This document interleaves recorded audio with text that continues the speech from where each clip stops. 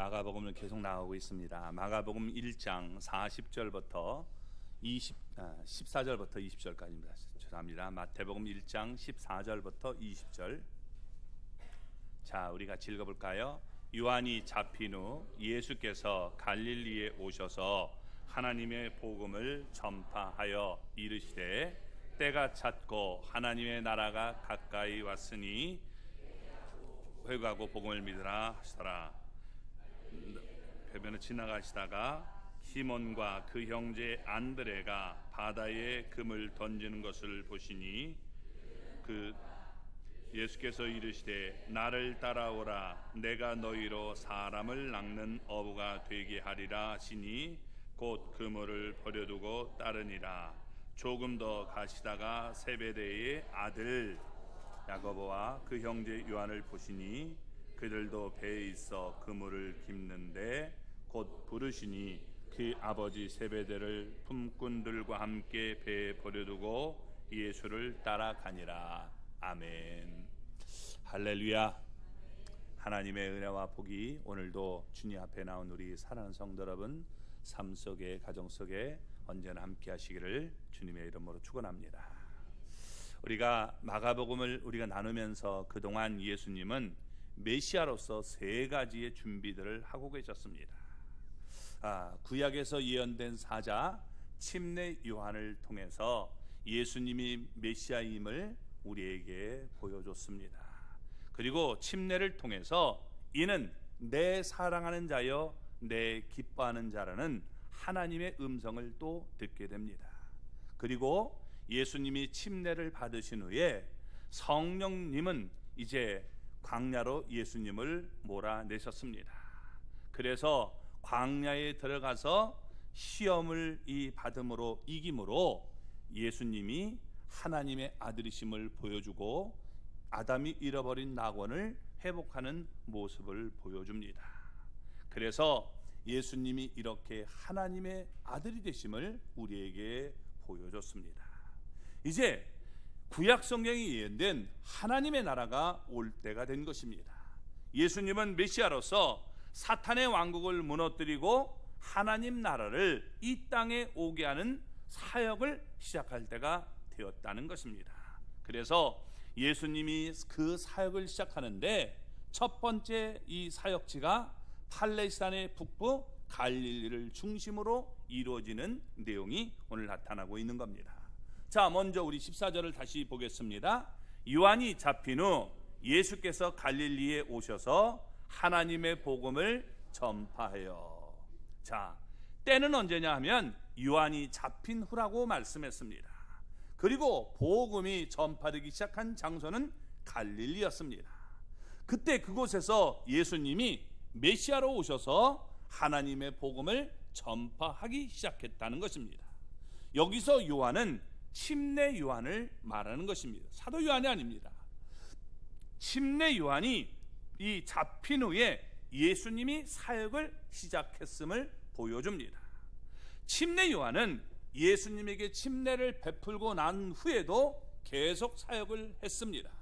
그러다가 침례 요한이 헤롯 왕에 의해 옥에 갇히고 결국 헤롯 왕에 의해서 목베임을 당하는 장면이 6장에 나옵니다. 침례 요한은 왕인 예수님의 길을 준비하는 왕의 사자입니다. 침례 요한은 자신과 예수님에 대해서 이렇게 말씀했습니다. 요한복음 3장 30절을 보면 그는 흥하여야 하겠고 나는 쇠하여야 하리라 라고 말씀했습니다. 예수님은 흥해야 된다는 거예요. 그리고 나는 이제 쇠해질 것이다 라고 말했습니다. 여러분, 태양이 떠오르면 밤하늘에 있는 별들이 자취를 감추게 되는 것입니다. 침례 요한은 왕의 사자로서 이제 해야 할 사역을 완수했습니다. 예수님이 오셨기 때문에 더 이상 이제 준비하는 길을 예비할 필요가 없습니다. 그래서 이제 그는 지는 해가 되어야 되는 것입니다. 이제 침례 요한은 옥에 갇혀 그의 사역이 끝을 맺게 되는 것입니다. 그가 말한 대로 그의 사역은 쇠하여졌습니다. 이제 예수님이 흥할 차례가 되었음을 보여줍니다. 침례 요한은 우리가 앞에서 말했던 7절에서도 자기보다 능력이 많으신 이가 오실 것이다 라고 말을 했습니다. 그리고 자기는 그의 신발끈을 풀기에도 정말 부족하다라고 말씀을 했습니다. 그의 말대로 마침내 왕이 되시는 예수님은 이 땅에 오셨습니다. 예수님은 침례 요한이 활동하는 동안에 메시아로서 본격적인 사역을 자제하고 계셨습니다. 이제 침례 요한의 사역이 끝나고 예수님의 사역이 새롭게 열리는 그 전환점에 있음을 우리에게 보여주고 있는 겁니다.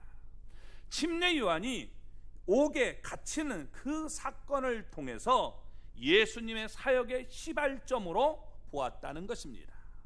바로 이때 예수님은 갈릴리에서 와서 하나님의 복음을 전파하기 시작한 것입니다. 여러분, 예수님이 유대 광야에서 침례를 받고 더 깊은 광야로 들어가서 사탄에게 시험도 받았습니다. 그러면 예수님이 왜 예루살렘이나 유대 땅에 머물면서 여러분 이렇게 하나님 복음을 전하지 않고 왜 갈릴리로 와서 복음을 전했을까요? 왜 갈릴리에서 복음이 시작됐을까요? 그것은 여러분 하나님의 말씀을 이루기 위함이라고 말씀하고 있는 겁니다. 마태복음 4장 여러분 14절에 16절을 보면 이렇게 얘기합니다. 같이 읽어볼까요? 이는 선지자 이사야를 통하여 하신 말씀을 이루려 하심이라. 일러스되 스불론 땅과 납달리 땅과 요단강 저편 해변 길과 이방의 갈릴리여 흑암에 앉은 백성이 큰 빛을 보았고 사망의 땅과 그늘에 앉은 자들에게 빛이 비치었도다 하였느니라. 지금 이 말씀은 여러분 이사야가 한 말씀입니다. 이사야가 한 말씀을 그대로 인용해서 얘기하고 있는 겁니다. 그래서 이사야 9장 1절 2절에 이런 내용이 나옵니다. 자, 그 당시 예루살렘 성전은 강도의 소굴처럼 되었습니다. 그만큼 예루살렘은 부패했고 타락했습니다. 그래서 이사야는 여러분 예언하기를 메시아에 의한 복음의 빛이 먼저 갈릴리에 여러분 비치도록 되어 있음을 얘기하고 있는 겁니다.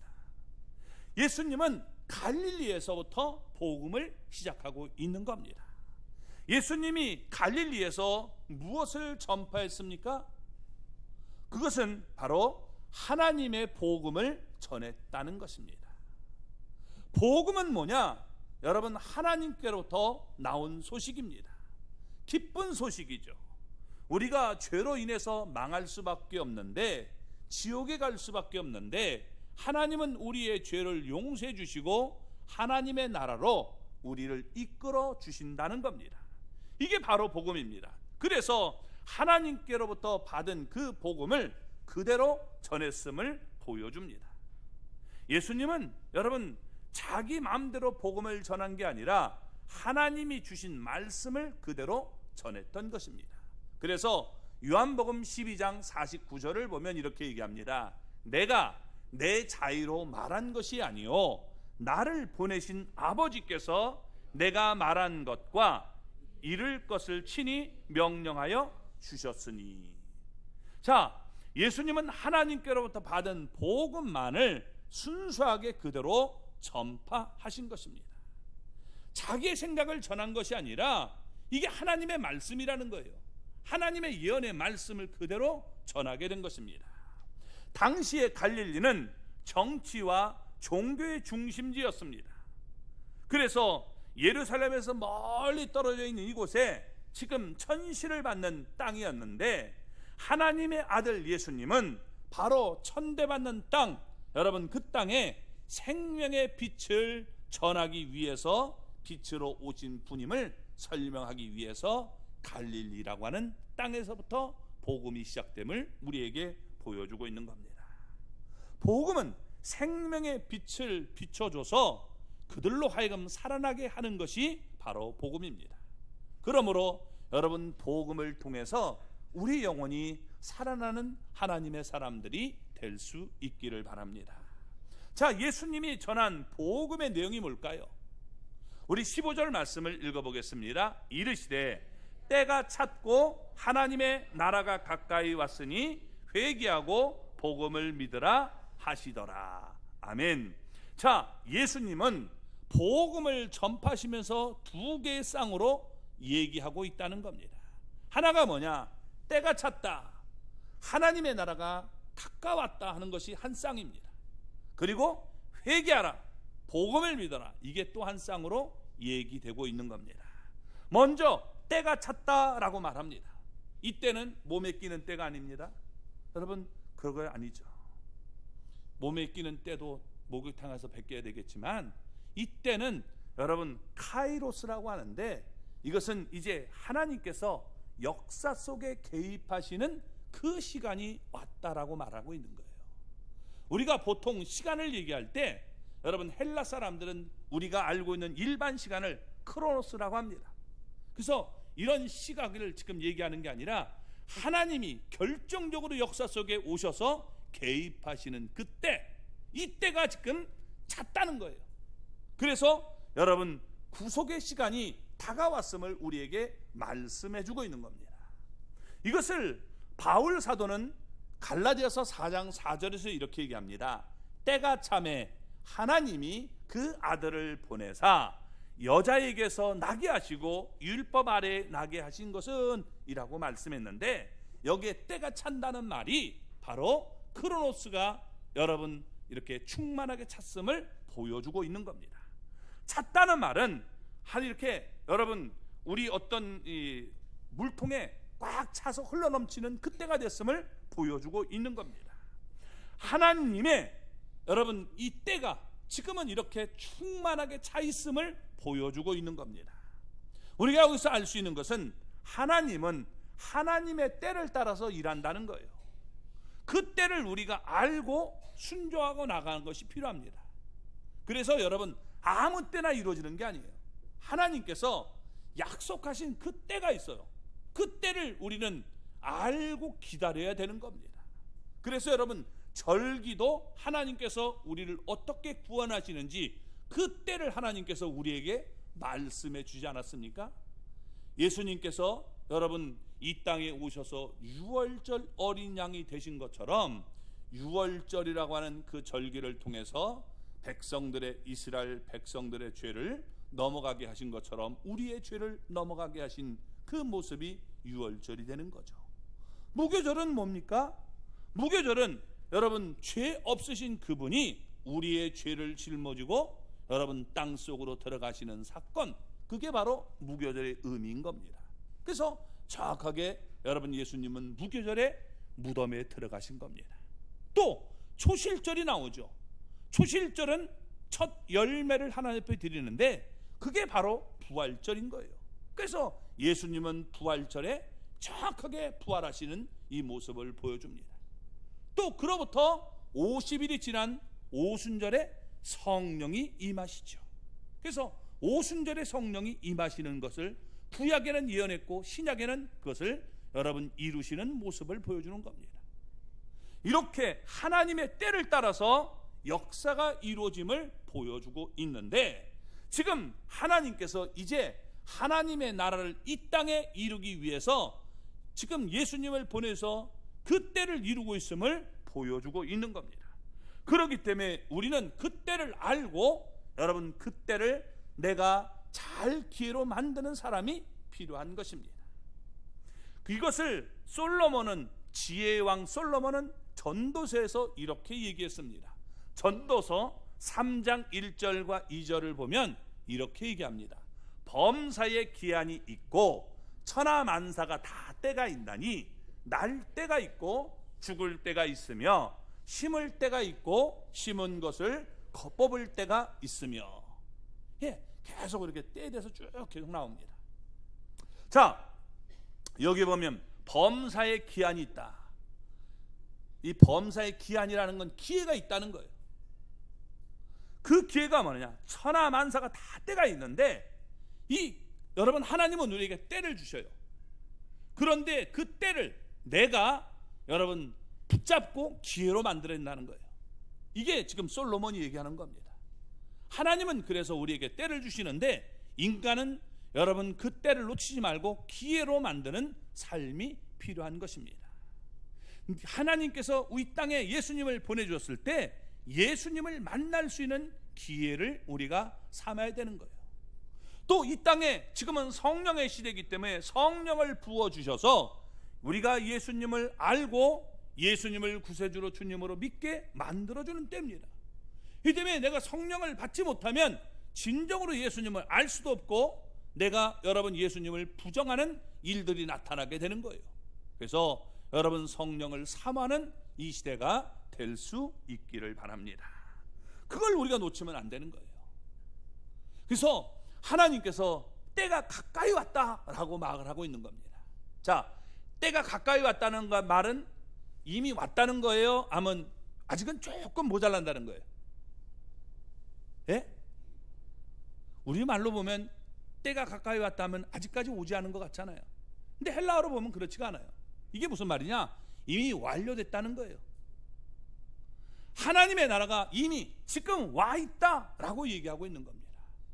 하나님이 지금 하나님의 나라로 와 있는데 이미 통치의 시대가 아직까지 여러분 어떻게 돼요? 지금 완전히 이루어지지 않고 있는 그 모습을 얘기해 주고 있는 거예요. 그래서 하나님의 나라가 이미 왔는데 하나님의 나라는 만왕의 왕인 예수님이 통치하는 나라입니다. 근데 아직까지 여러분 이 땅에 통치하는 그 영역이 지금 나타나고 있지 않음을 우리에게 보여주고 있는 거예요. 예수님은 하나님의 아들이십니다. 따라서 하나님이 되시는 예수님이 오셨으니 당연히 여러분 하나님의 나라도 이미 와 있음을 우리는 깨달아야 되는 것입니다. 그런데 하나님께서 우리를 이 땅에 오셔서 여러분 우리를 통치하시고 다스리는 그때를 내가 여러분 제공해야 되는 거예요. 예수님을 내 삶 속에 모셔드리고 주님이 나의 삶을 다스려 달라고 여러분 우리가 영접하는 그 삶이 필요한 것입니다. 이건 아직까지 지금 다 이루지 않고 있기 때문에 여러분 그렇게 얘기한 거예요. 우리는 신앙생활을 더욱더 매진함으로 구원을 완전히 이루어갈 수 있는 하나님의 사람이 되어야 되는 것입니다. 이 때를 놓치면 후회만 남게 되는 거예요. 후회만 남는 거예요. 그러면 어떻게 하나님의 나라에 들어갈 수 있습니까? 여러분 내가 하나님의 나라에 들어가려면 어떻게 해야 될까요? 예수님은 이렇게 간단하게 말씀하셨어요. 회개하고 복음을 믿으라 라고 말씀한 겁니다. 뭐 하라고요? 예, 회개하고 복음을 믿으라. 이 회개하라는 말은 이게 무슨 말이냐? 돌아서라는 말이에요. 내가 옛날에는 세상을 향하여 가던 발걸음을 멈추고 이제는 돌아서서 하나님을 향하여 가라 하는 말씀입니다. 이걸 우리에게 얘기해 준 거예요. 그런데 여러분 우리가 이 회개한다는 말은 크게 두 가지가 있어요. 하나는 완전히 돌아서는 것이 있고 또 여러분 우리가 돌아선 사람들이 계속적으로 방향을 수정해 가는 그런 모습을 얘기해 주는 거예요. 그래서 구원파라고 하는 사람들은 여러분 한 번 내가 회개하면 더 이상 회개할 필요가 없다라고 얘기를 해요. 왜냐하면 그들은 이렇게 얘기하는 거예요. 회개를 돌아서는 거라니까 내가 이쪽으로 가던 거를 돌아서서 이쪽으로 가고 있는데 또 돌아서면 이쪽으로 다시 도니까 이게 그 자리가 아니냐. 그러니까 회개는 한 번만 하는 거다라고 얘기합니다. 잘못된 거예요. 무슨 말이냐?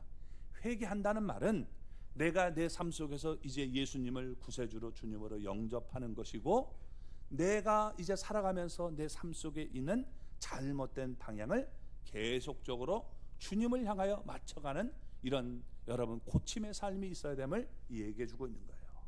여기서 회개하라 하는 말씀은 지금 현재 분사로 계속해서 너의 삶을 주님을 향하여 목표를 바꿔 수정해 나가라 라고 얘기하고 있는 거예요. 요즘에 미사일이 발달돼 가지고 옛날에는 여러분 비행기가 쫙 날아갈 때 비행기를 향하여 이 포를 빵 쏘면 어떻게 돼요? 비행기가 빨리 싹 지나가면 그건 그냥 공중으로 날아가 버리는 거예요. 근데 요즘에 미사일 유도탄이라고 하는 것들은 어떻게 되느냐? 쫓아가요. 방향을 자기가 수정해 가지고 쫓아가는 거예요. 계속 수정해 가는 거예요. 이쪽으로 탁 틀면 이게 여러분 어떻게 해요? 이쪽으로 하다가 싹 틀어가지고 이쪽으로 또 맞춰서 가는 겁니다. 이쪽으로 또 틀면 쫓아가서 결국에는 마치게 되는 거죠. 우리의 인생을 하나님 앞에 맞춰놓고 계속 수정해 나가는 이런 삶의 태도가 지금 여기서 회개하라라고 말씀해주고 있는 거예요. 그리고 복음을 믿으라라고 얘기했는데 이것도 현재 분사형으로 되어 있다는 겁니다. 무슨 얘기냐? 계속해서 반복해서 하라는 거예요. 한 번 믿으면 여러분 끝나는 겁니까? 잘 보세요. 내가 몇 번 말씀을 드렸지만 나는 옛날에 믿었습니다. 그 사람은 지금 믿는 거예요, 안 믿는 거예요? 안 믿는 거죠. 나는 믿을 겁니다. 예? 안 믿는 거잖아요. 그러니까 여러분, 우리가 믿음에 관한 것은 과거형도 없고 미래형도 없어요. 언제나 여러분 우리가 분사형, 현재형으로 지금 여러분 진행되고 있음을 보여주고 있는 거예요. 그래서 모든 우리가 믿음에 관한 것은 헬라어든 히브리어든 다 그렇게 여러분 쓰고 있다는 겁니다. 분사형으로 쓰고 있는 거예요.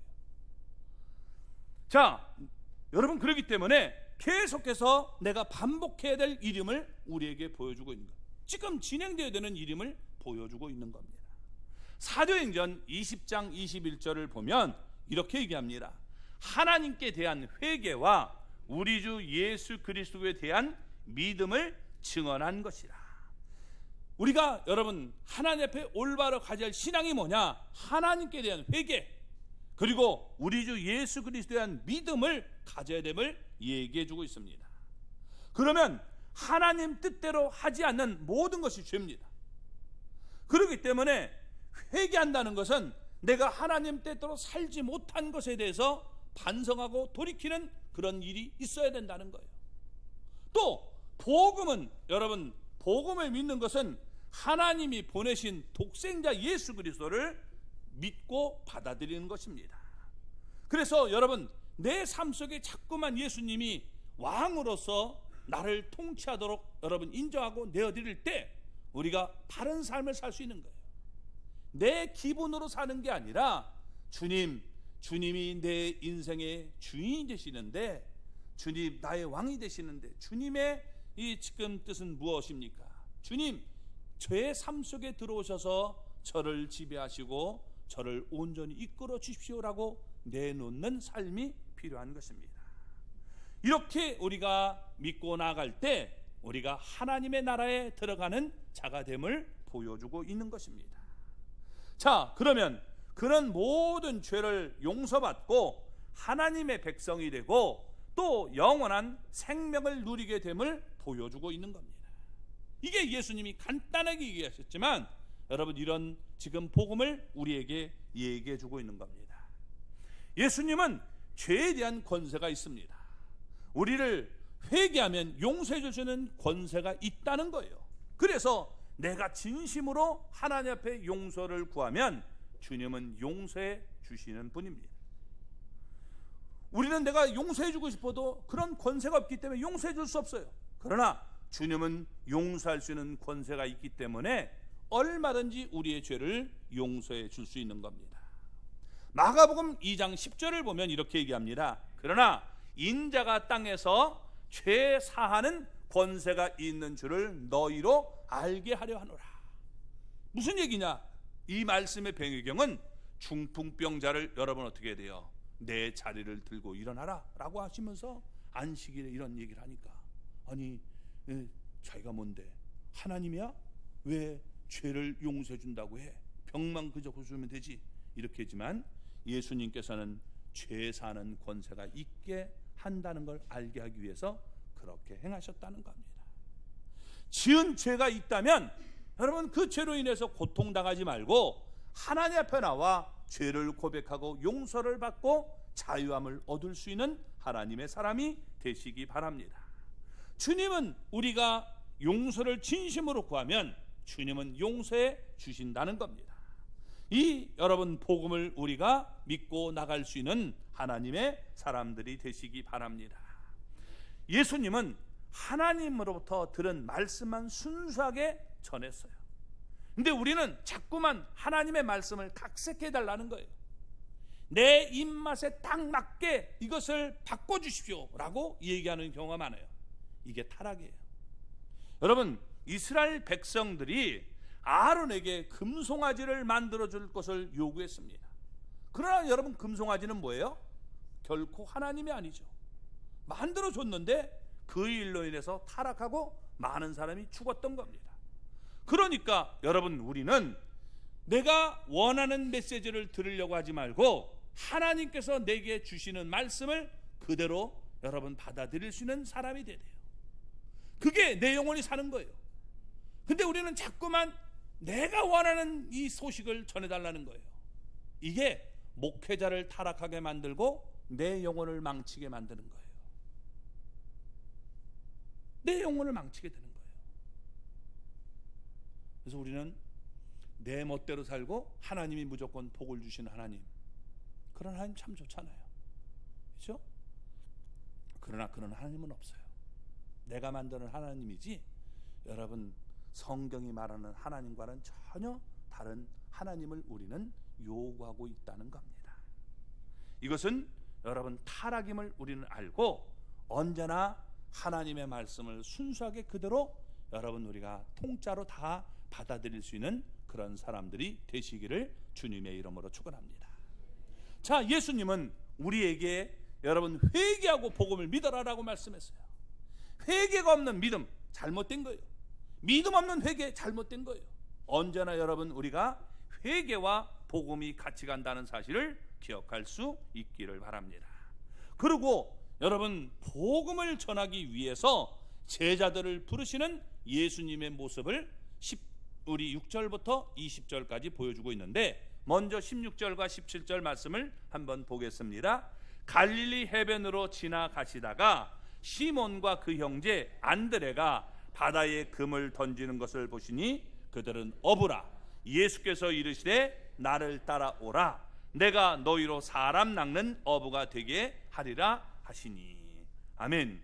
자, 주님은 죄 아래에 있는 영혼들을 구원하려고 제자들을 부르셨다는 겁니다. 왜 예수님이 제자들을 불렀느냐? 자기의 수족으로 삼기 위해서가 아닙니다. 예수님께서 그들을 통해서 죽어가는 영혼들을 구원하기 위해 제자로 부르셨다라고 보여주고 있는 겁니다.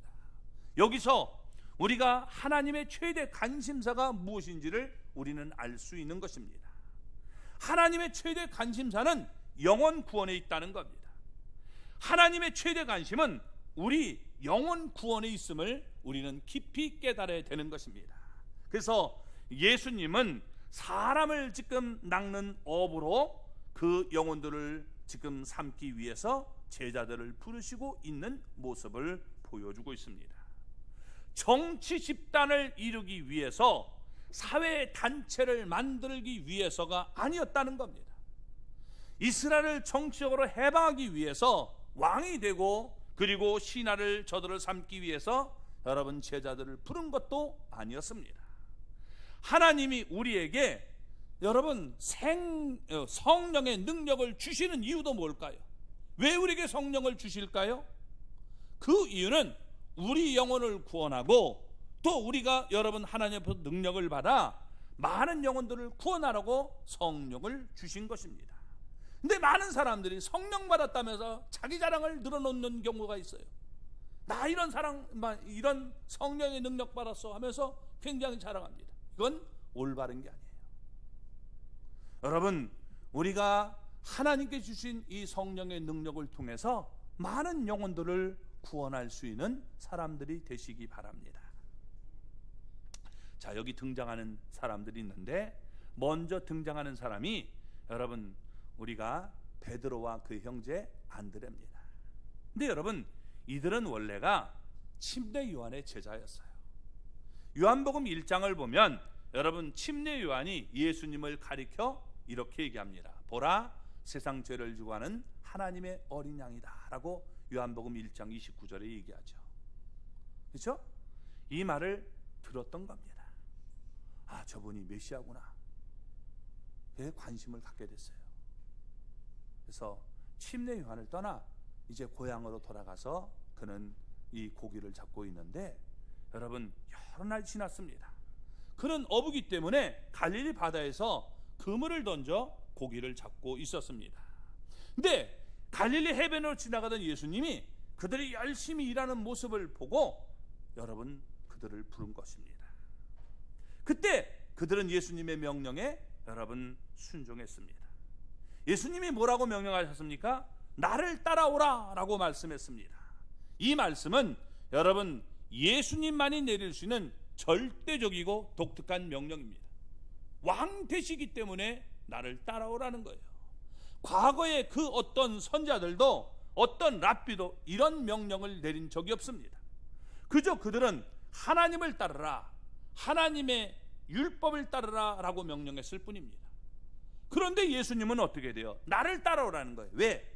예수님이 하나님이 되시고 예수님이 말씀 그 자체가 되시기 때문에 나를 따라오라 라고 얘기한 것입니다. 그래서 예수님만 내릴 수 있는 이런 명령을 하셨음을 우리가 볼 수 있습니다. 그리고 예수님은 그들에게 또 이렇게 말씀하셨습니다. 내가 너희로 사람을 낚는 어부가 되게 하리라. 사람을 낚는 어부가 되게 하리라 라고 말했는데 원문에는 낚다는 말이 없어요. 무슨 얘기냐? 내가 너희로 사람들의 어부가 되게 하리라 라고 말씀했습니다. 예수님은 여러분 그들을 지금 사람을 구원하는 어부로, 끌어내는 어부로 여러분 삼기를 원하고 있음을 보여주고 있는 거예요. 세상 속에서 여러분 이 헤매고 있는 저들을 건져내기를 원하시는 그런 어부의 모습으로 설명하고 있다는 것입니다. 그때 여러분 그들은 어떤 모습을 보였습니까? 여기 18절을 보면 이렇게 얘기합니다. 곧 그물을 버려두고 따르니라. 아멘. 여기 지금 시몬 베드로와 그 형제 안드레는 여러분 어떻게 돼요? 그물을 버려두고 따랐다라고 말합니다.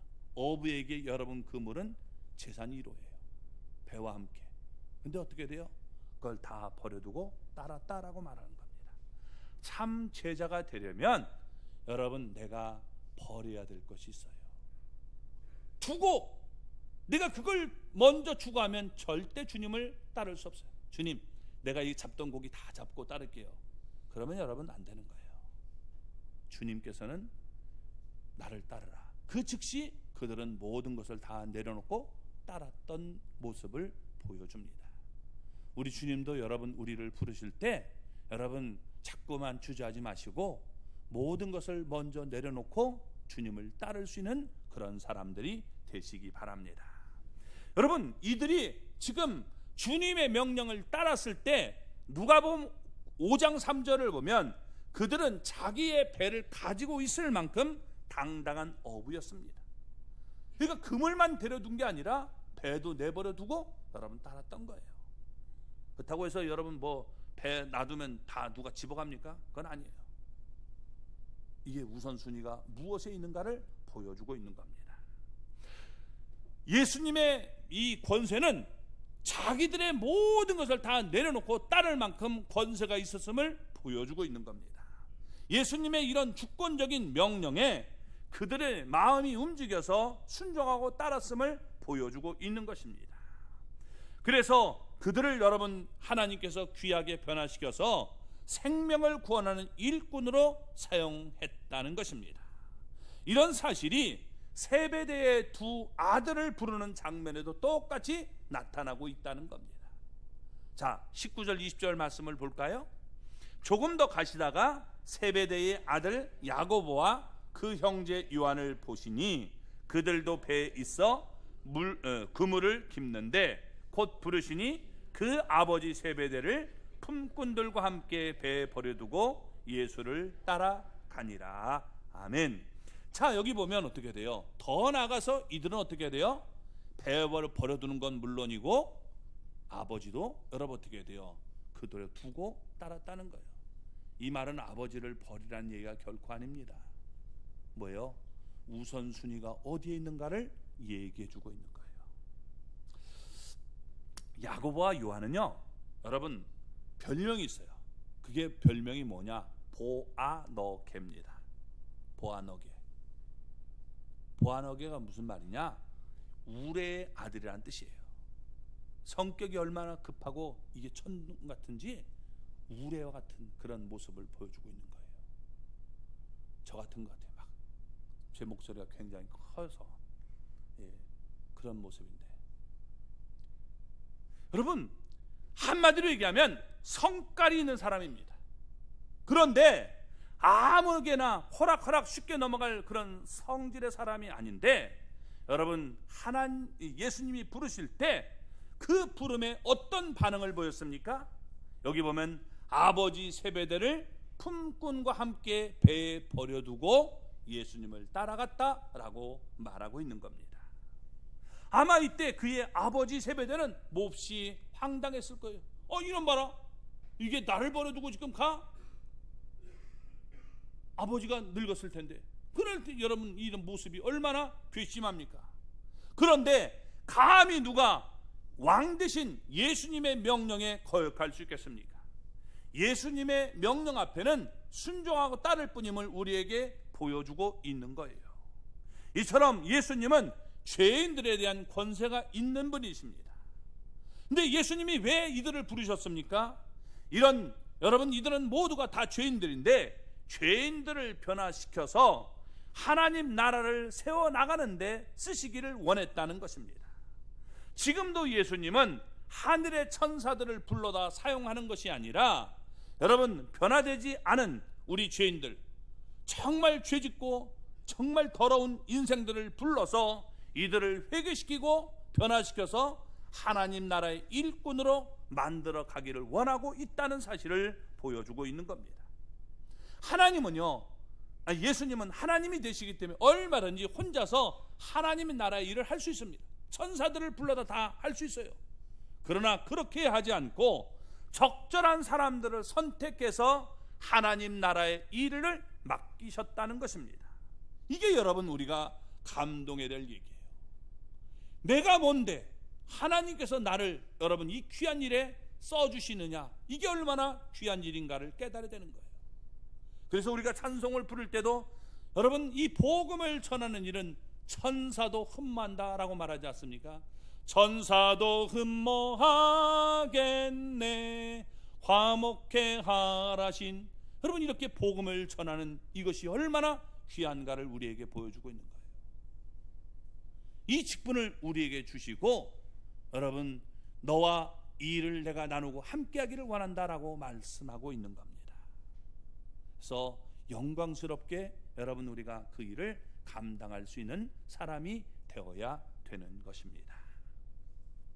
아멘.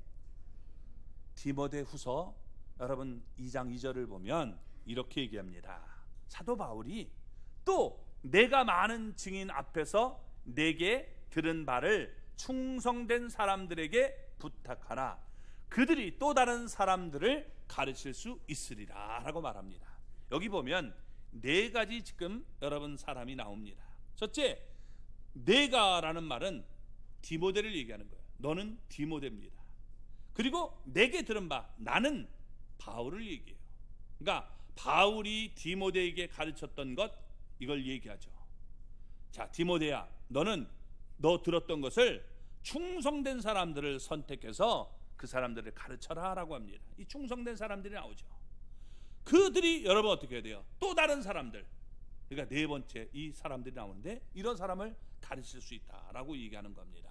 복음이 계속해서 이렇게 대를 이어서 나타나야 됨을 보여주고 있는 거예요. 이게 제자훈련이에요. 그래서 충성된 사람들을 선택해서 여러분들을 가르치는 모습이 되는 겁니다. 그래서 이런 사람들을 제자로 삼아서 여러분 일꾼을 만들어 가는 것이 하나님의 나라를 만들어 가는 겁니다. 자, 그런데 오늘 여기 보면 하나님의 나라가 이렇게 행할 때 든든하게 세워진다는 것입니다. 여기서 우리가 중요한 것이 뭐냐? 혼자서 일하지 말고 다른 사람과 함께 힘을 합쳐서 동역하라는 거예요. 아까도 말씀을 드렸지, 예수님은 얼마든지 혼자서 일하실 수 있어요.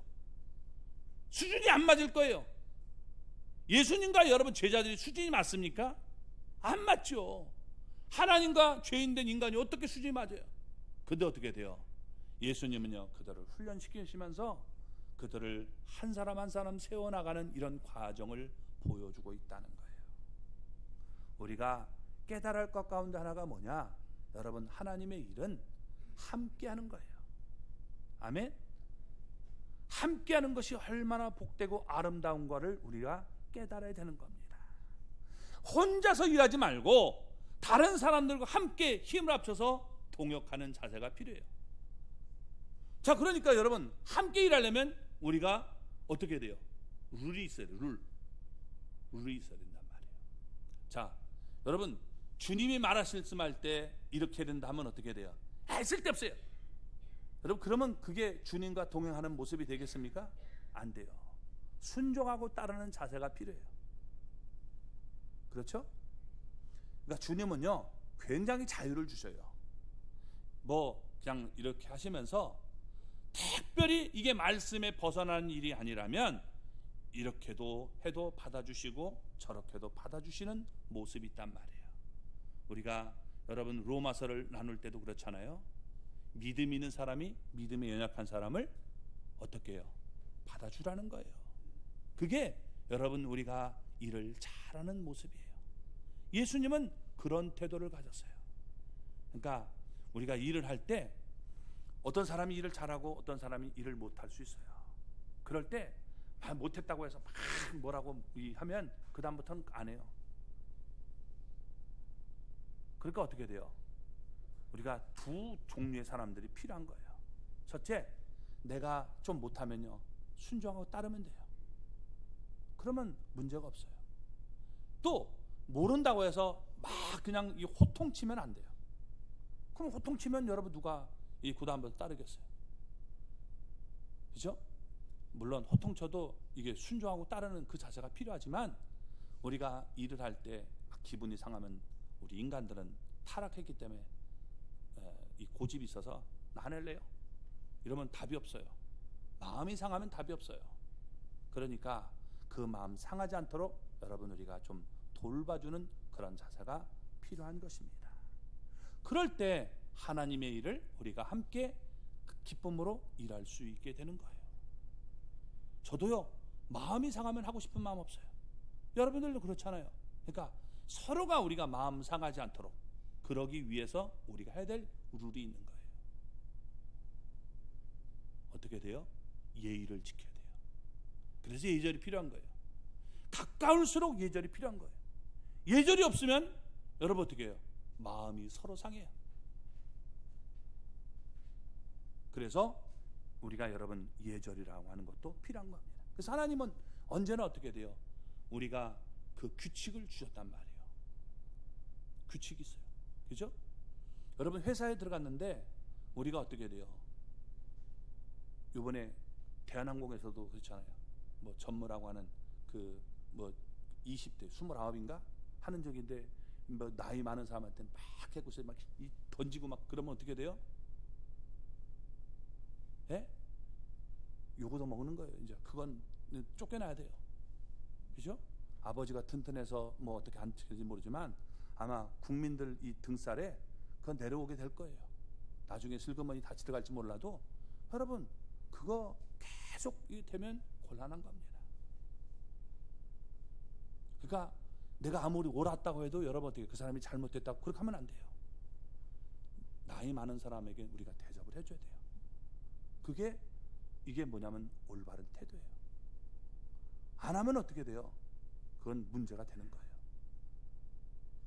또 우리가 여러분 어떻게 돼요? 이게 룰이 있기 때문에 그 자체에서 여러분 어떻게 돼요? 그 사람만 비난해도 안 돼요. 물론 어떻게 되는지 모르지만 그쪽에서 계속 하라는데 잘못했다면 거기도 여러분 회사도 잘못한 건 있어야 되는데 우리는 한쪽만 몰아가면 문제가 되는 거예요. 그래서 우리가 서로 잘못된 것을 여러분 우리가 고쳐나가는 모습이 있어야 된다는 겁니다. 한마디로 예수님도 사도 바울도 팀워크의 중요성을 일깨워주고 있는 거예요. 함께 일할 때 기쁨으로 일할 수 있고 그게 오래 갈 수 있는 거예요. 혼자 하면요 얼마나 재미없어서 그만둬요. 운동도 혼자 하면 재미 별로 없어요. 그냥 하다가 말아요. 그러나 여러분 딱 팀을 이루면 여러분 어떻게 돼요? 이게 재미있는 거예요. 자전거 타더라도 혼자 타보세요. 몇 번 하다가 10번 하다가 때려치는 거예요. 그래서 대부분 자전거가 집에 다 있는데 왜 안 하느냐? 팀이 없어서 그래요. 팀이 없으니까 혼자 하다가 그만두는 거예요. 여러분 보세요.